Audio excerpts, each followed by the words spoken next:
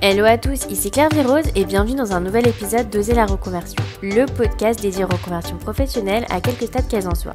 Je suis Claire Virose, ancienne avocate, j'ai tout plaqué pour réaliser mon rêve. Je reçois ici chaque lundi un nouvel invité qui a osé la reconversion. Oser la reconversion est disponible en version filmée sur YouTube si vous êtes curieux de découvrir encore plus les invités et sur toutes les plateformes d'écoute habituelles. Vous pouvez aussi rejoindre le groupe Facebook du podcast pour prolonger la discussion. Aujourd'hui, j'accueille dans Oser la reconversion Mélanie Hong. Après avoir été avocate en droit du travail, Mélanie est devenue consultante et productrice de podcasts avec sa société Bonjour Podcast. Poussée par ses parents qui souhaitaient pour Mélanie un métier prestigieux, Mélanie devient avocate. Elle se spécialise en droit du travail car elle souhaite aider les gens. Au fond d'elle, Mélanie a toujours su qu'elle ne ferait pas ce métier toute sa vie, mais elle ne pensait pas à sa reconversion si rapide. Après 4 ans, un chasseur de tête lui propose le job de rêve sur le papier, elle refuse. C'est le déclic. Si ce job ne lui donne pas envie, c'est qu'elle doit changer de carrière. Elle est alors victime d'un mini burn-out et son corps ne la suit plus. Elle arrive difficilement à aller travailler tous les jours. Elle décide alors de démissionner et de prendre un job alimentaire. Elle se donne 1 an pour explorer ses passions et trouver un nouveau métier. Elle se découvre alors une passion pour les podcasts et devient podcasteuse. Mélanie a eu au total 5 podcasts sur le multiculturalisme à la française et l'univers du podcasting. Mélanie a aujourd'hui créé sa société Bonjour Podcast avec laquelle elle partage son expertise du podcast. Elle accompagne particuliers et entreprises à lancer, développer et monétiser leurs podcasts. Alors avec Mélanie, on a évoqué sa carrière d'avocate en droit du travail, les difficultés émotionnelles qu'elle a ressenties avocate, comment elle a tout plaqué sans savoir ce qu'elle voulait faire, l'avenir des podcasts et ses conseils pour vivre des podcasts. Mais je vous en dis pas plus et laisse place à ma conversation avec Mélanie. Bonjour Mélanie, bienvenue dans Oser la reconversion, je suis ravie de t'accueillir. Salut Claire-Vie, merci beaucoup de m'inviter. Alors j'ai vraiment hâte d'en savoir plus, est-ce que tu peux nous raconter quel est ton métier actuel ? Je suis consultante podcast et productrice de podcast. Donc j'ai créé une entreprise qui accompagne entreprises et particuliers dans le développement de leur podcast. Tu es aussi une experte dans le podcast, que tu as 5 podcasts, donc c'est juste énorme. Moi avec un, j'ai du mal à trouver le temps d'en sortir toutes les semaines. Donc vraiment, je suis admirative et j'ai vraiment hâte d'en savoir plus parce que c'est génial, je trouve, d'avoir une experte du podcast. C'est vraiment tellement un domaine qui est en train de voir le jour. Et donc, ça n'avait rien à voir avec ton premier métier et on partage pas mal de similarités là-dessus. Est-ce que tu peux nous raconter ? Alors, juste un truc sur les 5 podcasts, je les fais pas tous en même temps. Il y en a que... voilà, il y en a qui sont plus... Enfin... Ils sont encore disponibles, mais je les fais pas tous en même temps parce qu'effectivement, ça prendrait beaucoup de temps, surtout à côté de son travail. Alors, mon premier métier, c'était avocate, comme toi, je crois. Oui, exactement. Et moi, j'étais dans le droit du travail et j'ai travaillé pendant 4 ans après avoir eu le barreau. Comment ça t'était venu ton premier métier ? Est-ce que c'était tes parents qui t'ont poussé ? Est-ce que c'était toi ? Alors, pas vraiment dans le sens où ils m'ont jamais dit il faut que tu sois avocate de manière particulière. Et puis mes parents sont pas du tout dans le milieu de l'avocature ou dans le droit. Mais dans un sens, oui, puisqu'ils ont toujours voulu que je fasse un métier sérieux ou prestigieux, enfin quelque chose de bien en fait, qui soit bien pour moi et pour la société. Donc c'était moi qui ai interprété le fait que avocate c'était pas mal comme métier. Et comment ça m'est venu ? Alors ça a jamais été une vocation en tant que telle. Je me suis pas dite petite ou même ado ça serait super que je sois avocate. J'avais pas de vocation particulière. Par contre, j'avais des critères de choix de métier. Moi, j'étais intéressée par énormément de métiers différents. Je voulais être soit architecte, soit écrivaine, soit journaliste, soit... Alors, avocate, c'est venu après. Mais les critères, c'était de voir toutes les choses, des choses différentes, de voir des gens différents, de parler d'autres langues. Enfin, moi, j'aime beaucoup les langues et donc je voulais parler français, anglais, pourquoi pas d'autres langues. Bon, je me suis arrêtée à l'anglais parce qu'en fait, j'ai pas continué l'espagnol ou le reste. Mais je voulais parler d'autres langues et je voulais faire un métier qui qui m'ennuie pas en fait, donc qui demande des ressources intellectuelles, qui me fasse réfléchir, qui soit stimulant. Et donc pourquoi avocate ? Comme beaucoup de monde, je savais pas trop quoi faire. Je me suis dit qu'est-ce qu'il y a en études supérieures, parce que moi j'aimais beaucoup les études, donc je voulais faire des études et donc je me suis dit t'as école de commerce, t'as la fac dans tous les domaines, t'as la médecine, t'as ingénieur. C'est à peu près ce que j'avais en tête quand t'es ado. Et du coup, école de commerce, je voulais pas faire parce que mon frère avait fait et je trouvais ça super, mais je voulais pas copier. Ensuite, médecine, j'étais pas assez bonne dans les sciences. Enfin, j'étais bonne en sciences, mais pas en maths, et apparemment, il fallait des maths et de la physique, donc j'ai éliminé. Ingénieur, je trouvais ça trop cool. mais j'avais une idée que les ingénieurs étaient trop dans leur pas assez ouverts au monde, dans le sens où moi ça m'intéresse beaucoup de savoir ce qui se passe dans la société, etc. Et pour moi le droit, contrairement à quand tu fais de la science, mais c'est peut-être un peu faux, mais quand j'avais 18 ans, je pensais comme ça, ben, c'est très ouvert sur le monde, puisque tu régis les relations humaines ou sociales ou les relations commerciales, enfin c'est vraiment ancré dans la société en fait. Et donc je me suis dit, bon bah je vais faire du droit, et au pire, si je change d'avis, le droit ça mène à tout, on dit souvent ça. Et donc, je me suis retrouvée en droit. Je sais pas si tu te disais ça aussi. Si, c'est vrai qu'il y a le côté, il y a beaucoup de gens qui ne savent pas quoi faire, qui arrivent en fac de droit. Mais je sais pas si le droit mène à tout ou c'est plus qu'il y a beaucoup de gens perdus qui vont au droit, donc qui font finalement autre chose après, en fait. Ouais, je pense que c'est plus ça. Parce que ça mène pas à tout. Peut-être au podcast, finalement. Ouais, non, c'est vrai. Mais alors c'est pas forcément le droit qui m'y a mené, mais disons que, en fait, tu peux tout faire, que tu fasses même ingénieur, tu peux enfin, tu peux Ouais. changer de voie. Tout mène à tout si tu le décides, finalement. Ouais. Et alors, comment ça s'est passé quand tu as été avocate? Donc, c'est quand même beaucoup d'études. Donc, t'étais décidée pour être avocate? Oui, par contre, ouais, quand j'ai commencé à faire du droit, je voyais pas d'autres métiers. Je voulais pas être juge, je voulais pas être commissaire de police, parce qu'on peut faire plein d'autres métiers quand on fait du droit. Je voulais pas être juriste. Je voulais être avocate. Pour quelle raison? J'ai jamais vraiment réfléchi. Alors c'est forcément beaucoup plus visible. Tu vois, tu as des séries télévisées où il y a des personnes qui sont avocates. Enfin, je suis de l'époque d'Ali McBeal, tout ça. Donc avocate, ça me parlait comme métier. Mais au-delà de ça, je trouvais que c'était un métier où tu défends des personnes ou des causes ou en tout cas des idées. Tu défends une partie, contrairement à un juge qui doit faire un choix entre l'un et l'autre.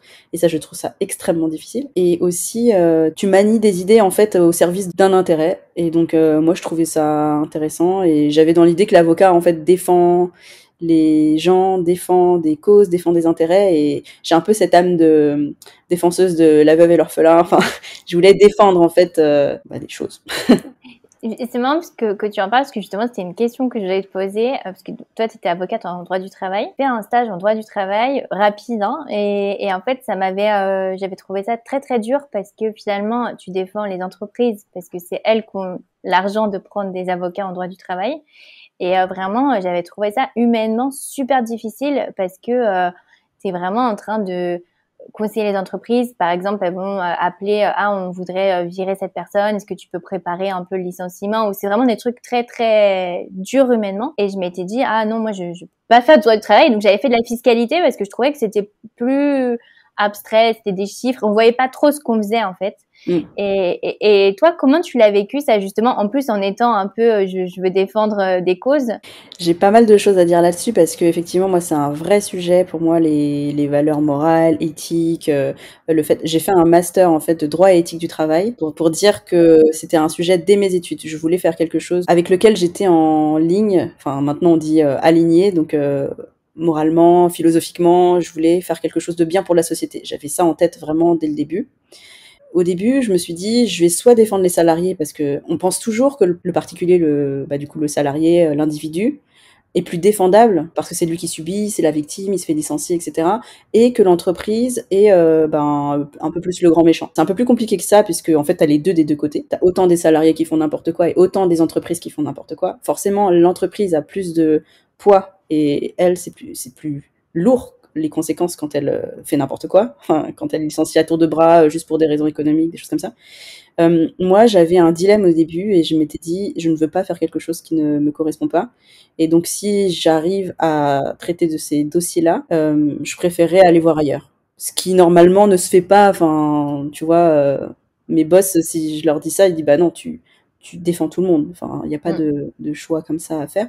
Et donc, j'avais commencé la profession avec cette idée en tête, en me disant, si ça va trop loin, je le fais pas. Et en fait, j'ai deux visions de ça. D'une part, le fait d'exercer dans un cabinet qui défend les entreprises, ça m'a d'un côté fait changer d'idée, dans le sens où la plupart des choses que je faisais, j'étais en phase, puisque alors, on faisait rien de non éthique en fait, et en fait ça allait. Enfin, je faisais pas du licenciement à tour de bras, pour te dire, tu vois. On faisait des contrats de travail, du recrutement, on faisait on gère les relations sociales quand elles se passent. En fait, l'avocat n'est pas celui qui vient toujours quand il y a un problème. Tu peux gérer aussi les relations de travail pendant la durée. On gère les relations avec les institutions du personnel. Enfin, c'est pas que les mauvaises choses. Par contre, quand il y avait des dossiers compliqués éthiquement, disons, ça a dû m'arriver une ou deux fois et je me sentais vraiment pas bien. Après, j'ai réfléchi par rapport tu vois, les avocats pénalistes qui défendent des criminels, etc. Bah, en fait, tout le monde doit avoir un défenseur. Ça veut pas dire que tu approuves ce qu'ils font. Donc, dans un sens, je pense que c'est utile et que c'est important, qu'il en faut parce que tout le monde doit avoir un conseil juridique. Et dans l'autre sens, c'est aussi la raison pour laquelle je ne suis plus avocate. Je ne voulais pas faire ça de ma vie. Donc, je t'ai fait tout ce laïus pour te dire non, mais en fait, c'est très bien tout ce que j'ai fait, mais je suis partie aussi parce que je voulais, moi, contribuer à la société autrement. Je pense que c'est nécessaire, en fait, qu'il y ait des avocats pour tout le monde, pour des entreprises, pour des particuliers, pour des personnes victimes ou pour des personnes qui sont criminelles, quoi qu'ils ont fait. Je suis vraiment convaincue de ça, en fait.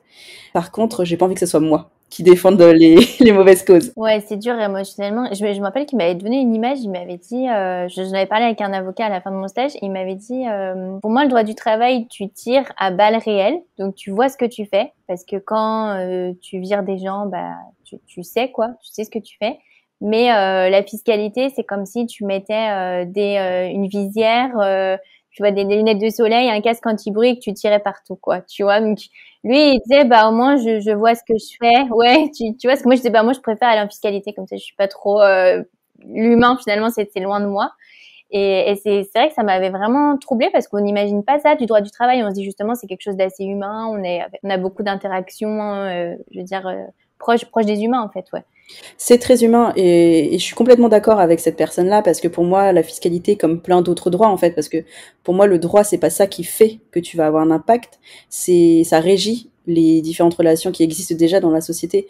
Et donc, toi, tu vas régir les relations sur les impôts, etc. Mais en fait, tu vas avoir un impact parce que ce que tu vas faire, ça fait que la société, elle va mettre 10 milliards sur un paradis fiscal et en fait, tu vas impacter plein de pauvres qui n'ont rien demandé, mais ça se voit pas et tu t'en rends pas compte.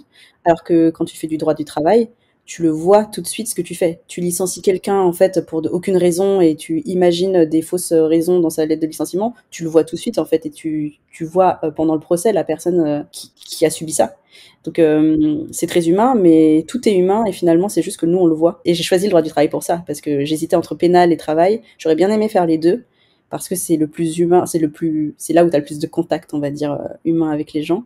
Mais c'est aussi ça qui te touche le plus, du coup. Et alors, tu dis que c'est la raison pour laquelle tu as arrêté. Est-ce qu'il y a eu un événement particulier, un déclic? Alors, c'est vrai qu'on parle souvent de déclic dans la reconversion professionnelle. Je pense que c'est un cheminement qui prend du temps et qu'après avoir fait tout ce cheminement intérieur, souvent, tu as des choses qui font que, on va dire que c'est le déclic. Mais moi, si je parle de mon expérience, du coup, j'ai donc été avocate pendant 4 ans en tout. Et alors, la particularité, c'est que j'adore faire des bilans, je suis très dans l'introspection.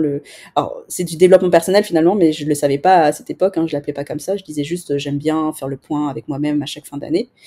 Et en fait, à chaque fin d'année, donc première année de collaboration, tu sais, quand tu es avocate, tu es en collaboration libérale avec un cabinet d'avocats, je faisais un peu un point. Et tu as les entretiens d'ailleurs professionnels qui t'aident à faire ça. Et moi, au bout de la première année, je m'étais dit, bah c'est bien, je viens d'apprendre un peu le métier, je suis de plus en plus confiante en moi, et c'était positif. Je voulais continuer à faire ce métier parce que j'apprenais encore des choses. Deuxième année, j'apprenais encore des choses parce que là, tu chapeautes des personnes qui sont stagiaires, tu prends plus de responsabilités, tu as des dossiers un peu plus importants. Troisième année, tu fais la même chose un peu que les années précédentes, mais tu es plus sûr de toi, disons, et plus approfondi au niveau technique. Et quatrième année, je te raconte ça parce qu'en fait, c'est un lien avec la reconversion. Et ben, à quatrième année, je me disais, mais en fait, là, je sais plus quoi apprendre. Ça peut paraître complètement arrogant parce que évidemment que tu apprends tous les ans et évidemment que tu t'améliores et que j'aurai encore 10 ans que j'apprendrai encore quelque chose dans la profession. Mais disons qu'en termes de différentes activités, j'avais l'impression d'avoir déjà plaidé, fait des recherches, fait des accompagnements clients en vrai. Des fois, tu sais, tu fais pas ça au début. Donc, j'avais l'impression d'avoir fait un peu tout, même si j'en avais pas fait beaucoup. Et je me disais, bah, c'est super, mais en fait, tout est intéressant, mais je me vois pas faire ça toute ma vie. Donc, c'était un peu un truc qui traînait toute l'année dans ma tête, mais comme ça peut être dans la tête de tout le monde et rester dans le même métier, en fait. Donc, j'avais ça en tête. Et puis ensuite, bah, pareil, en fait, entre cette dernière année, la quatrième année, j'ai eu plein de choses qui se sont disons, accumulées sur la même année. Donc j'avais ce côté, c'est bien, j'ai fait le tour, mais je veux pas faire ça encore 10 ans si ça m'apporte pas des nouvelles perspectives. Deuxième chose, je commençais à être très très chassée par des cabinets. Tu sais, il y a des cabinets de chasseurs de tête quand t'es dans les cabinets d'avocats. C'est pas toi qui vas chercher, mais souvent on vient te chercher pour aller d'un cabinet à un autre. Et après 3 ans, t'es considéré comme hyper opérationnel. Donc en fait, on n'a plus besoin de te former, t'es hyper opérationnel. T'es pas encore trop cher par rapport à quelqu'un qui a 6-7 ans de barreau. Et donc toutes les 2 semaines, j'avais des personnes qui me disaient, vous voulez pas aller dans tel cabinet, avec des propositions un peu mirobolantes d'augmentation de salaire, d'évolution, etc. Et je me rendais à chacun des entretiens pour voir, en fait, même si j'étais très bien dans mon cabinet. Ça se passait vraiment très bien, en fait, j'adorais ce que je faisais et mon équipe. Mais je voulais juste voir ce qu'on me proposait, voir comment connaître le marché, les prix, les salaires et tout. Et en fait, c'était toujours plus cher, plus intéressant, etc. Mais je me disais tout le temps, c'est super, je vois l'évolution qu'on me propose, mais ça me fait pas rêver. Et jusqu'au moment où on m'a proposé genre un poste d'associé dans un cabinet dans le sud de la France, un truc super que ça aurait été le meilleur choix pour moi finalement si j'aurais évolué et je l'imaginais même peut-être dans 3, 5, même au bout de 10 ans en fait de barreau, ce genre de proposition. Et je l'ai eu au bout de 4 ans et ça m'a pas fait rêver du tout en fait. Et j'ai refusé et au moment où j'ai refusé, je me suis dit mais si je refuse ça, qu'est-ce que je fais encore dans la profession ? Qu'est-ce qui me fait rêver ? Qu'est-ce qui me motive ? Et je me suis rendu compte que ça me motivait plus. Mais ça restait encore dans un coin de ma tête parce que quitter 10 ans de droit, 7 ans d'études plus 4 ans de barreau en se disant juste ça me motive plus, je gagne bien ma vie, c'est intéressant et tout, mais juste ça me motive plus, c'est très difficile en fait. Qu'est-ce que tu vas faire de ta vie ? Et donc c'était encore dans mon esprit, mais j'arrivais pas à passer le pas. Et après, il s'est passé des choses personnelles. Je me suis mariée. Enfin, c'est des choses positives, bizarrement. Mais je me suis mariée cette année-là. Et pareil, ça a déclenché le fait que plein de gens me disent alors, est-ce que tu veux des enfants ? Truc un peu classique, tu te maries, t'as des enfants, machin. Et en fait, moi, non, j'en voulais pas. Et donc, je me disais, je veux pas d'enfants, je veux pas évoluer. Qu'est-ce que je veux dans la vie ? Et en fait, j'ai fait un petit point sur moi-même en disant, je crois qu'en fait, je veux me donner complètement un autre challenge. Et ce que j'aime dans la vie, ce que je veux faire, c'est que chaque matin, je me réveille et que je me dise, c'est vraiment ça que je veux faire. Et en fait, je me suis rendu compte que c'était pas faire du droit.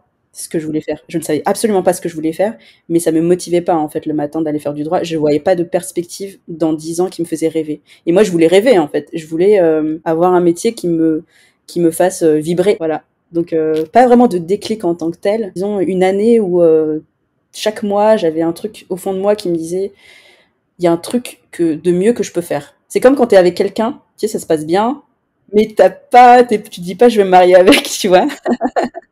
Et donc, il y avait un truc comme ça. Est-ce que tu penses aussi que peut-être c'est le fait de t'être mariée qui a eu ce déclic ? Parce que tu sais, parfois, quand ça va pas très bien professionnellement, on se raccroche à des trucs plus perso. Et puis, quand c'est fini, ces trucs perso, donc là, par exemple, t'as eu ton mariage, un mariage, ça prend du temps à organiser, tout ça. Puis, une fois que c'est fini, t'as plus le petit à côté qui te tenait un peu. Et du coup, tu te remets à penser à en fait, mon travail finalement, ça va pas quoi. Peut-être aussi un peu.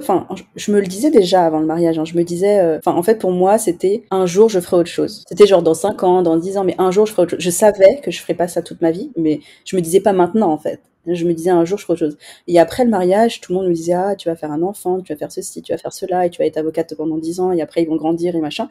Et je me suis vue coincée en fait. Je me suis dit oh là là. En plus on travaille énormément quand on est avocate, donc tu dois bien connaître. Et donc je me dis soit je veux pas d'enfant, je fais ma carrière, etc. Mais ça me faisait pas rêver en tant que tel, parce que moi je voulais pas du tout d'enfant.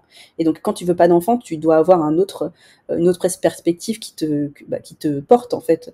Et moi je voulais avoir vraiment une carrière qui me porte, qui me passionne, et donc je me disais ça me fait pas rêver vu que je refuse tous les postes qu'on me propose, et je veux pas non plus d'enfants, et donc il y avait rien qui me raccrochait.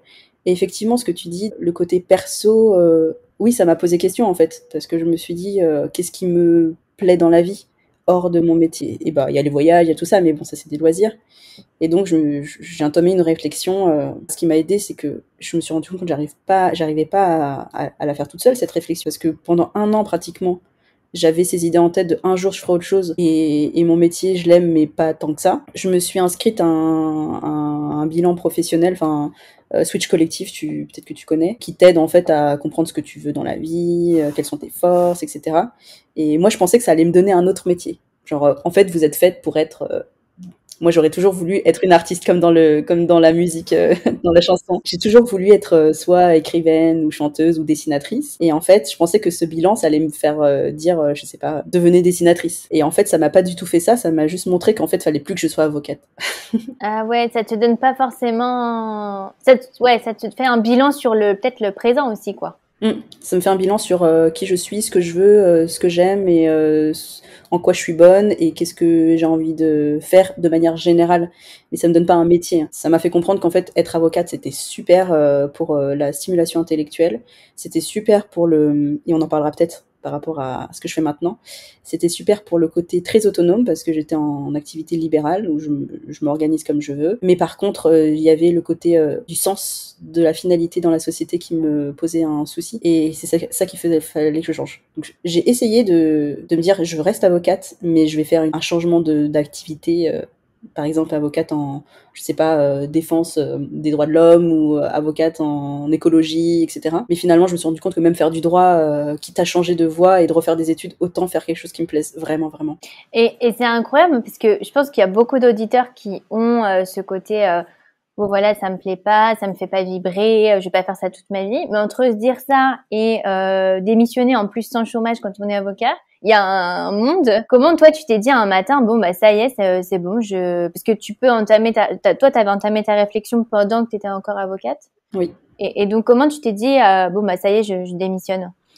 Alors, j'avoue que le plus difficile, en fait, il y a deux choses qui étaient très difficiles. Il y avait le côté financier, forcément, parce que je gagnais très bien ma vie. J'ai un loyer à payer. Région parisienne, c'est cher. Enfin, je pouvais pas juste du jour au lendemain me dire, bah non, en fait, Walou, plus rien et on vit d'amour et d'eau fraîche. Donc il y avait ça. Et le deuxième côté que je n'avais pas anticipé, c'est quand même le côté social. T'as un sorte de déclassement quand même. Qu'est-ce que je vais faire de ma vie? Socialement, je savais pas comment me situer. Au début, c'était une réflexion où je me disais, tiens, un jour je ferai ça. Mais comme j'ai entamé cette réflexion avec Switch Collective et ça m'a permis en fait de comprendre tout ce qui n'y allait pas dans mon quotidien et de comprendre tout ce qui allait, mais il y avait aussi des choses qui n'allaient pas. C'était tellement évident, parce qu'avant c'était en fond, mais je me le mettais pas devant les yeux. Et là, c'était devant mes yeux, et du coup, chaque jour, quand j'allais travailler, je savais, je sentais, je voyais ce que j'aimais pas. Et ça m'a mis dans une position où je n'aimais plus travailler, je n'aimais plus ce que je faisais, j'étais mal en fait.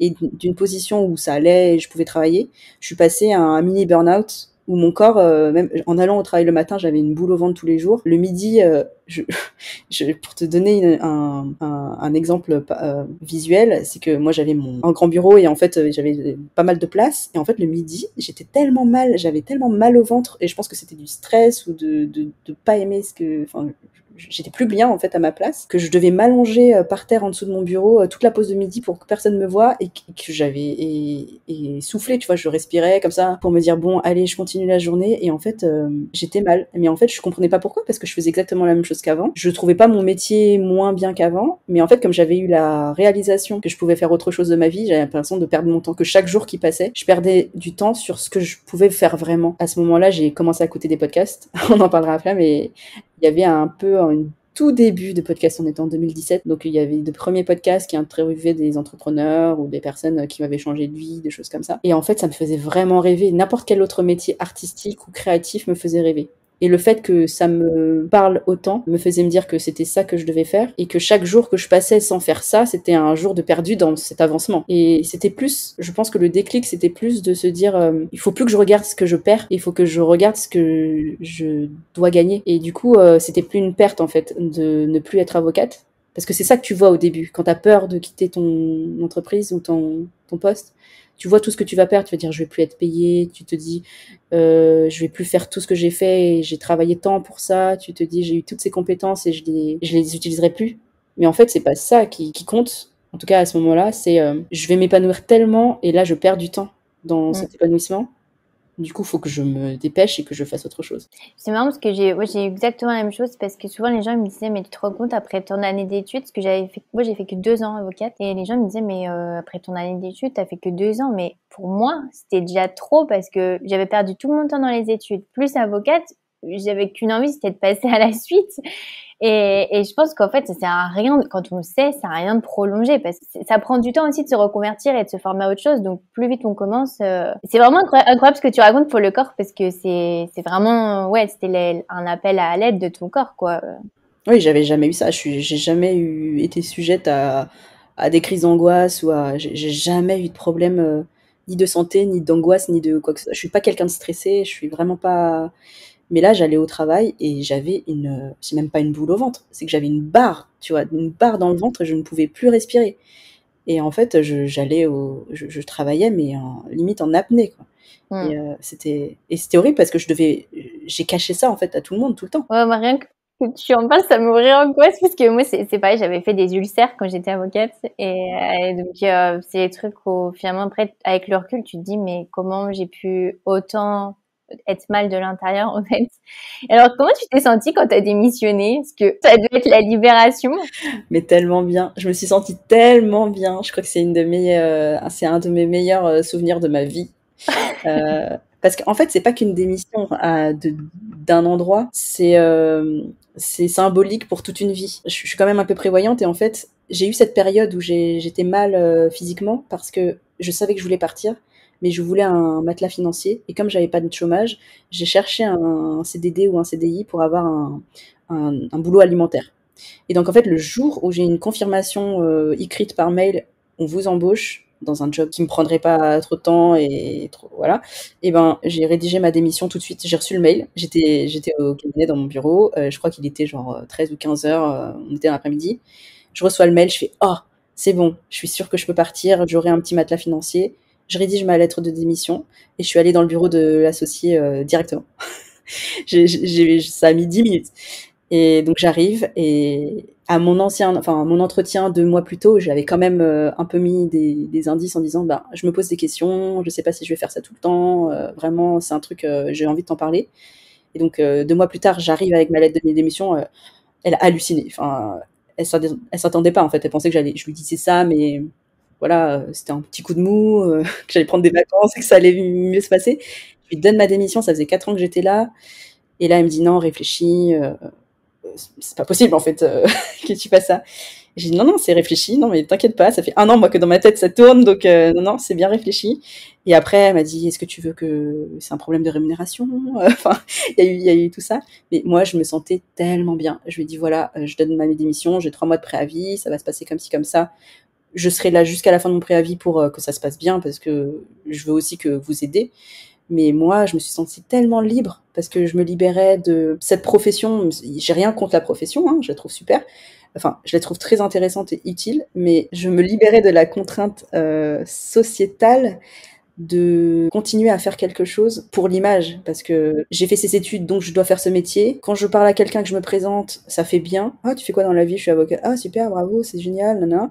Je me libérais de tout ça, en fait. Je me disais, j'en ai rien à faire, c'est bon, je prends ma liberté et je sais même pas ce que je veux faire demain. J'avais aucune idée, mais je me sens bien. Et j'ai eu toutes les remarques possibles, hein, de mes collègues, de ma famille, de mes amis. En fait, tous ceux qui sont censés être tes alliés, à ce moment-là, ne comprennent pas et veulent ton bien, en fait. Ils veulent te protéger et ils veulent s'assurer que tu fais pas une bêtise. Et donc, j'ai eu des remarques qui peuvent faire mal, dans le sens où ça te remet en cause ce que tu as décidé. Mais moi, ça m'a pas du tout affecté. T'es tellement bien que tu peux pas aller contre tes propres émotions. Après, je sais pas si c'est pour ton bien ou pour le leur, parce que moi, j'ai eu la même chose et ce que j'ai ressenti, c'est plus que il y a énormément de gens qui mènent une vie qu'ils n'ont pas envie de mener et que du coup, toi, en disant, bah, j'ai pas envie de faire ça, j'ai envie de réaliser mes rêves, bah en fait, ça les bouleverse totalement. Oui. Et eux, ils se disent, attends, comment ça, la vie c'est fait pour réaliser ses rêves? Moi, attends, je me fais chier pour rien. Et donc, en fait, eux, comme tu bouleverses tout, ils ont envie que toi, tu restes bien à ta place pour que eux, ça les rassure dans leur propre vie. C'est plus ça que j'ai ressenti, moi. Ouais, je pense qu'il y a les deux, en fait. Effectivement, tu as raison. Il y a 2 catégories de discours.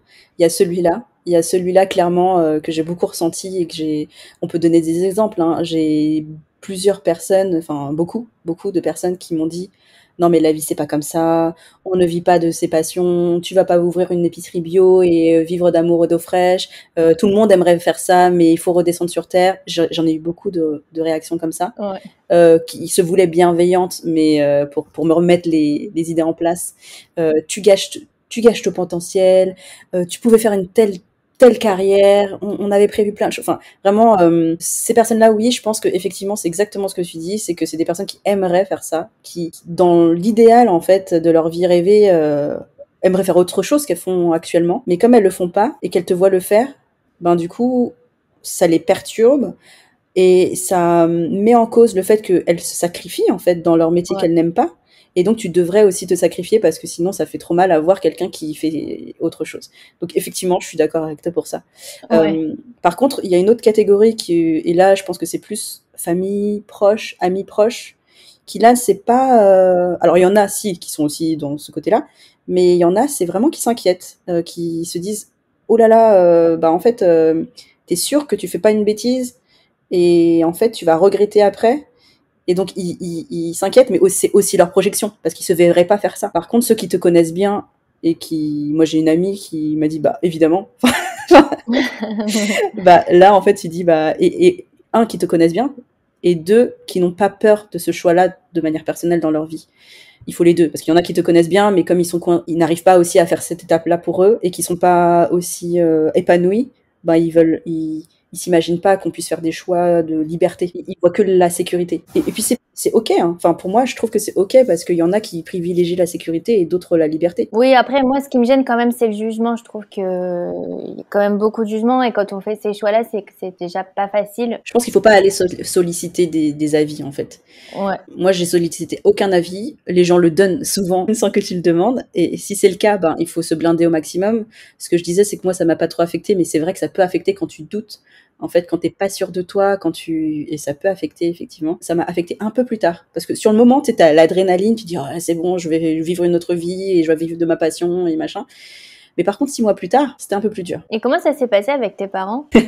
Bah moi, en plus, je viens d'une famille immigrée qui valorise énormément les études, pour qui j'avais vraiment réussi et Ouais. pour qui c'était une fierté, en fait, mon Ouais. métier.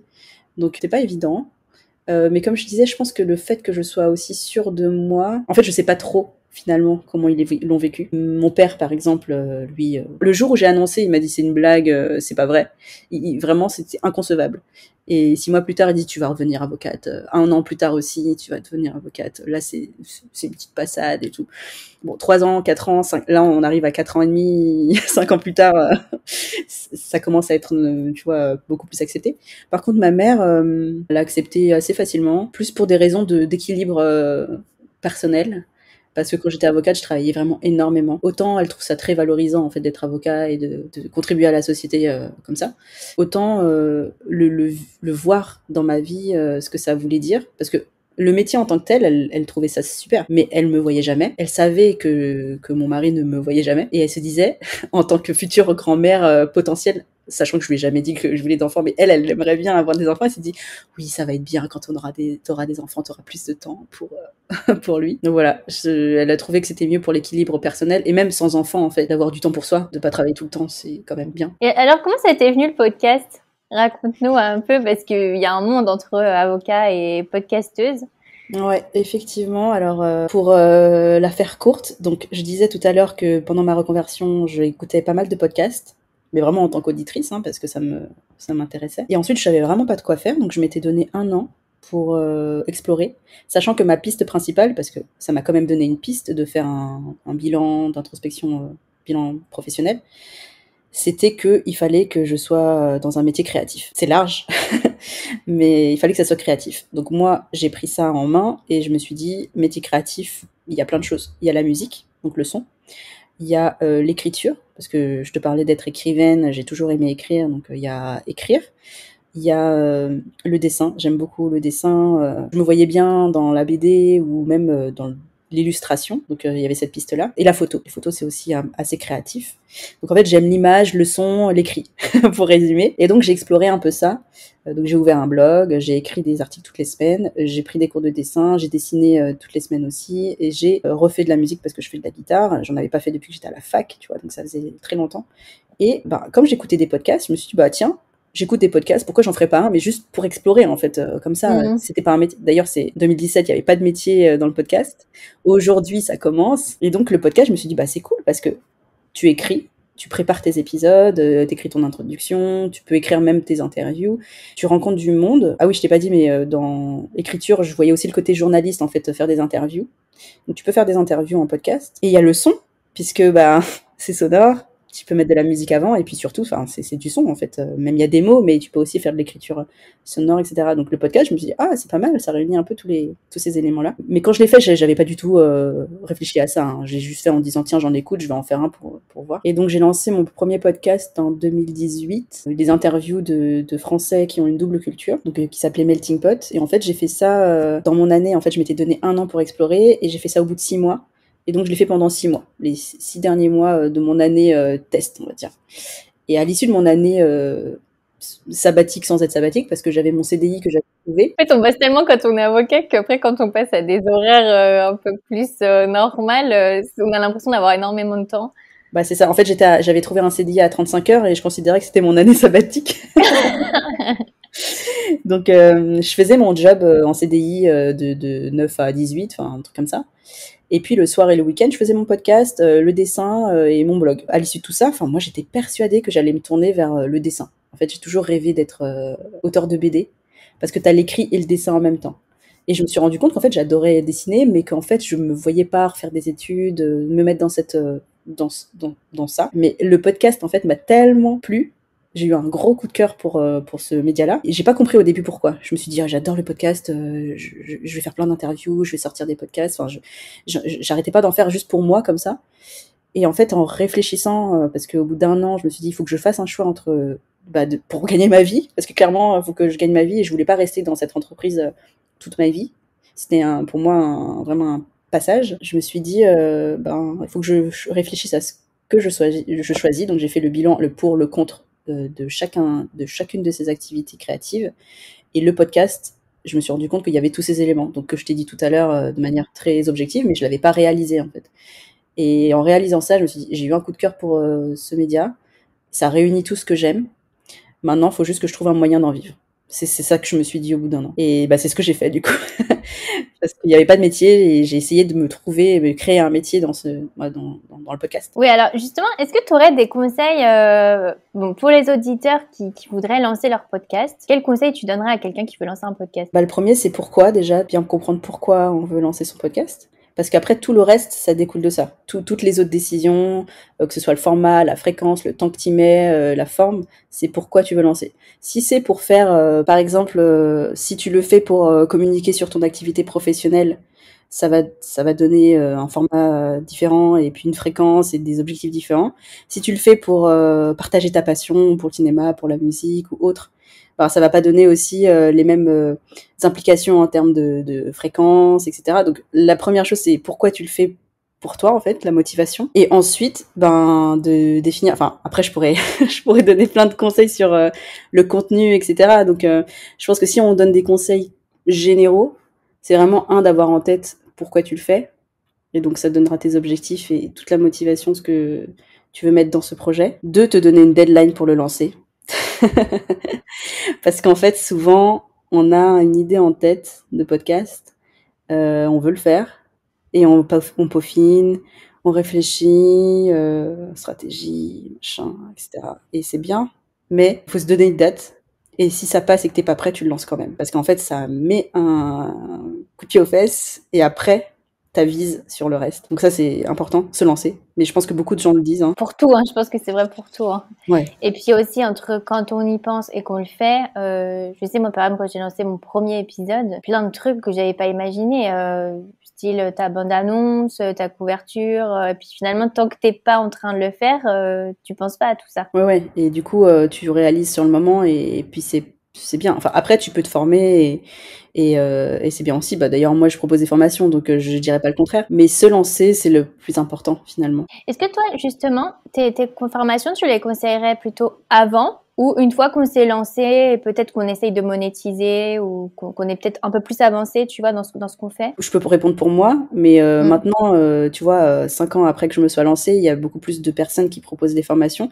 Donc, je pense que tu peux le faire avant si t'as envie de te cadrer, t'as envie de te structurer et t'as envie de gagner du temps et pas chercher toi-même sur Internet. Parce que comme ça te permet d'être bien clair, d'avoir toutes les infos au même endroit, etc. Donc, tu peux faire avant.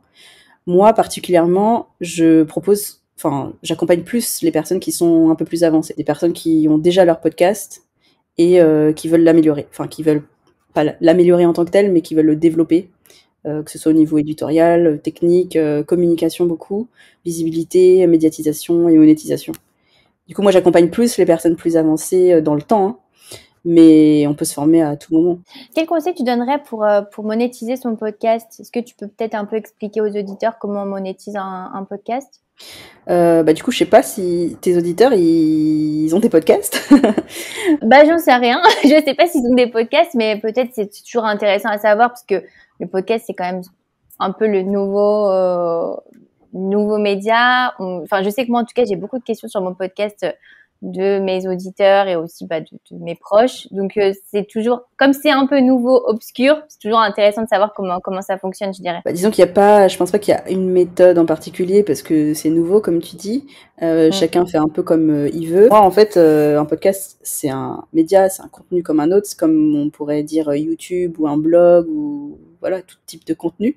Et donc, tu as différents formats qui correspondent à ces contenus. C'est-à-dire, tu peux faire de la pub, faire des partenariats avec des entreprises pour faire du contenu sponsorisé. Tu peux faire de la monétisation en pub, de la pub qui passe devant ton podcast, en fait, automatique, comme à la radio. Tu peux faire, toi, vendre des choses toi-même. Si tu es coach ou même si t'es pas coach, je donne beaucoup l'exemple du coach parce qu'il y en a pas mal dans le podcast, mais tu peux vendre tes propres produits. Et même si t'as pas un métier qui est en lien avec, je sais pas, si tu fais du merchandising, des t-shirts parce que tu as une communauté qui est fan de ton podcast, voilà, tu peux développer un peu ça. Ça sera pas le gros, hein, ça va pas te faire un salaire d'avoir des stickers au nom de ton podcast, mais voilà, c'est une petite partie aussi si tu as une communauté. Le partenariat, donc t'as les partenariats, t'as la pub et t'as la communauté, et donc tu peux faire il y a des podcasteurs en fait qui vivent des dons de leur communauté avec des plateformes comme Patreon ou Tipeee, où les gens donnent des dons en fait chaque mois. C'est comme des abonnements et ils soutiennent leurs créateurs. Et il y en a peu, mais il y en a qui arrivent à se dégager un salaire avec ça en créant du contenu et en étant rémunérés pour ce contenu. Donc voilà un petit peu le panel. Et quel est ton avis, toi? Est-ce que tu penses que le podcast a un bel avenir en France? Forcément, j'espère, parce que je travaille dedans. Mais oui, ce qu'on peut voir à ces dernières années, c'est que le podcast, en fait, était il est toujours très développé aux États-Unis.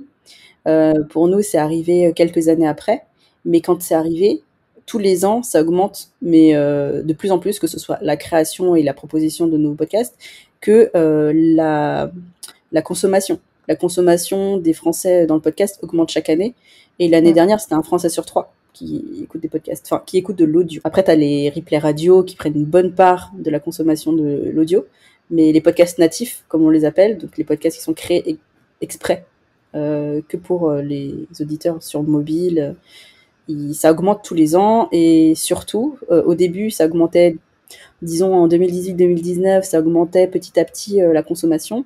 2020, encore plus avec le confinement et la pandémie, ça a fait vraiment augmenter encore plus les audiences et l'intérêt. 2021-2022, on a un vrai intérêt des entreprises parce que tant qu'il n'y a pas d'argent en fait dans un média, c'est difficile de dire que ça va durer puisque ça va forcément durer. La création, elle existe, c'est comme les blogs, il y en a énormément. Le fait de pouvoir en vivre, si t'as pas d'argent dans le marché, tu peux pas en vivre. Que là, en fait, les entreprises commencent à s'y intéresser de plus en plus.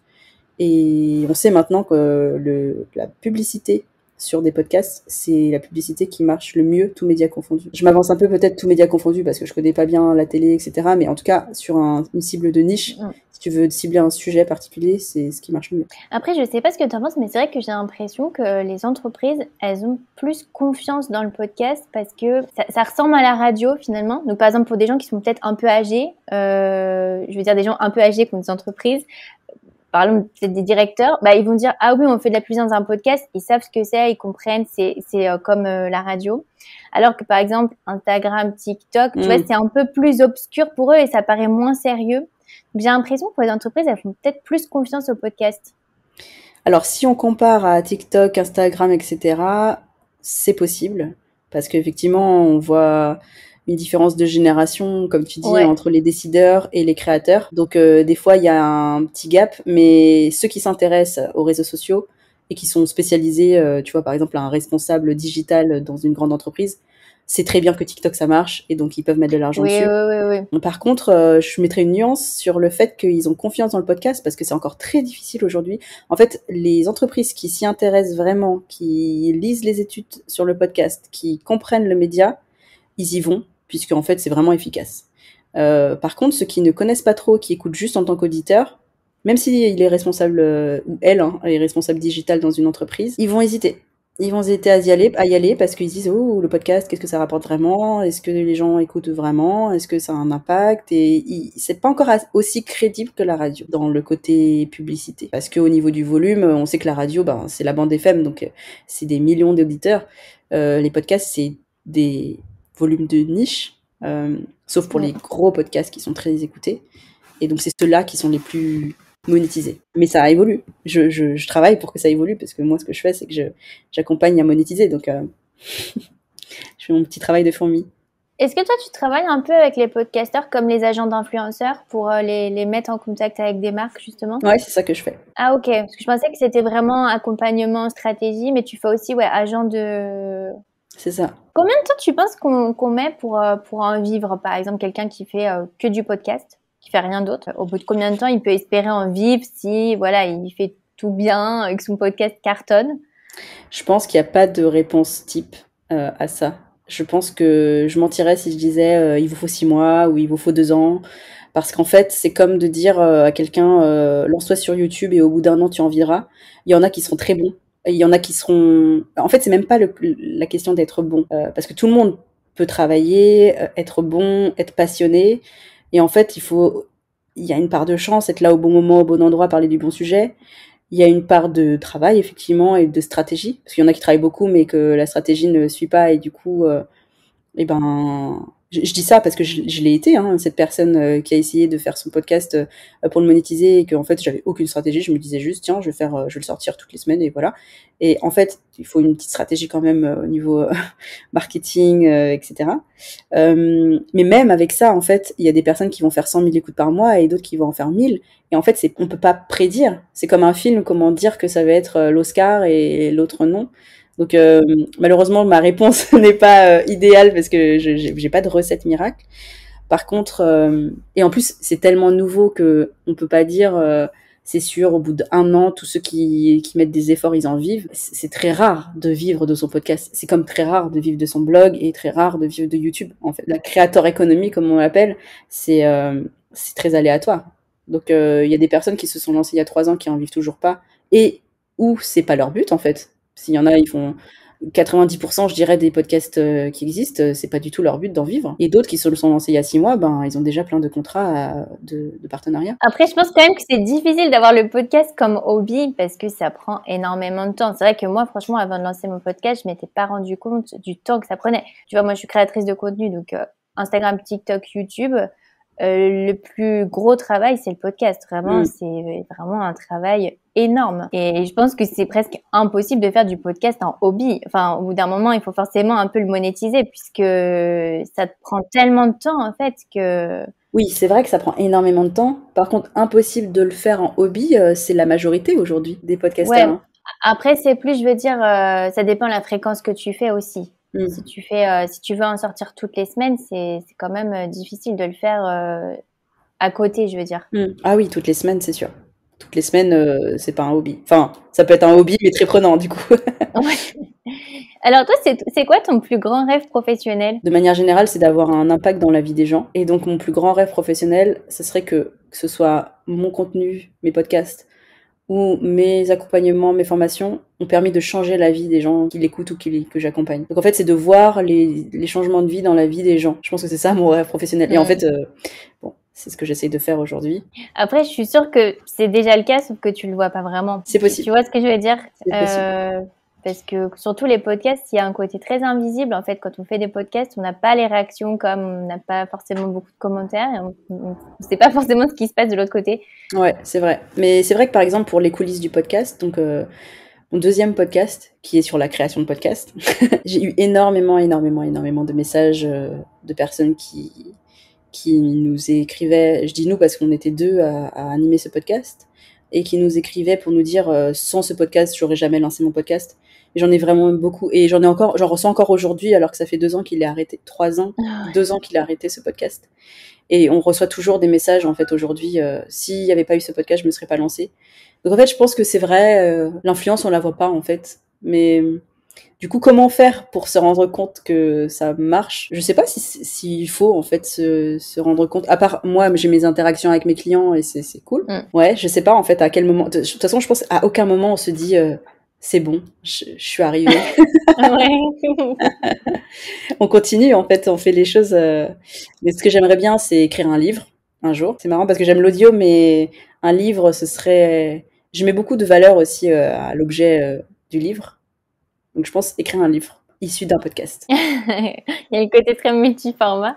Alors, dernière question, c'est toujours la question que je pose à la fin. C'est quoi pour toi une reconversion réussie? Pour moi, une reconversion réussie, c'est celle où tu te dis que tu es à ta place, que chaque jour tu te lèves et tu es heureux de ce que tu vas faire de ta journée. Il y a forcément des jours où tu fais des choses moins sexy que d'autres, même dans ta reconversion. Ça veut pas dire que c'est pas une reconversion réussie s'il y a un jour qui te saoule. Ça, faut le dire, parce que des fois, on se dit « Ah, je vis de ma passion et du coup, tous les jours doivent être beaux. » Mais en fait, non, des fois, tu fais ta compta et ça te saoule. Mais une reconversion réussie, c'est celle où tu te dis « Je suis à ma place, j'impacte la société de la manière dont j'ai envie de le faire. » Et dans ma vie, je suis quelqu'un d'équilibré. Ouais, c'est bien dit parce que c'est vrai que finalement, on impacte toujours la société. C'est important de choisir la façon, peu importe ce qu'on fait finalement. Oui, parce que chacun aura sa propre vision de ce qu'il a envie de sa place en fait dans la société. Et alors, juste dernière petite question, peut-être si les auditeurs veulent veulent lancer leur podcast avec toi, c'est combien à peu près les prix? Ça, c'est une bonne question.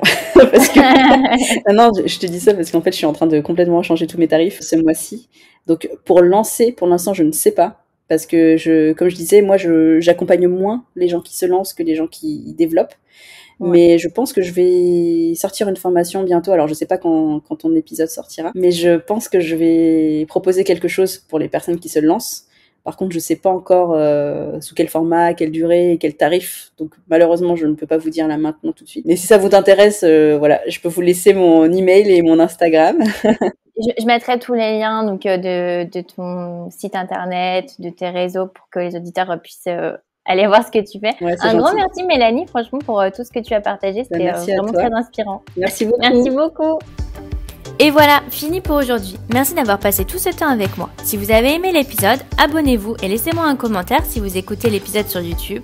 Et si vous écoutez l'épisode sur Apple Podcast, abonnez-vous, laissez une note 5 étoiles et un avis. C'est ce qui donne le plus de visibilité à ce podcast. N'hésitez pas à en parler autour de vous et à partager l'épisode sur les réseaux sociaux pour aider un plus grand nombre à oser la reconversion. Si vous voulez prolonger la discussion, rejoignez le groupe Facebook du podcast, je vous mets le lien dans les notes de l'épisode. Ensuite, si vous cherchez toutes les notes avec les références, allez dans le détail du podcast.